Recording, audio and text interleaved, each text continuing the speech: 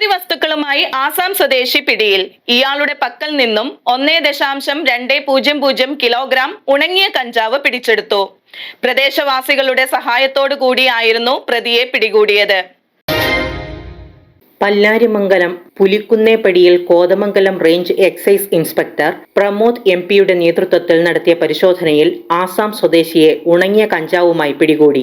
ആസാം നാഗോൺ ജില്ല റുപാഹി police station പരിധിയിലുള്ള അലാലുദ്ദീൻ മകൻ ദിൽധർ ഹുസൈൻ എന്നയാളാണ് പിടിയിലായത്. ഇയാളുടെ പക്കൽ നിന്നും 1.200 കിലോഗ്രാം ഉണക്ക കഞ്ചാവും ഉദ്യോഗസ്ഥർ പിടിച്ചെടുത്തു.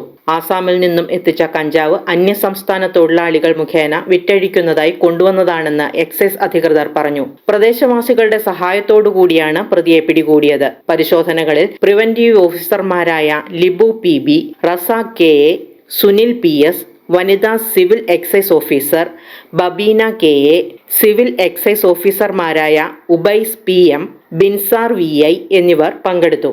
Media 60 news, Kothamangalam.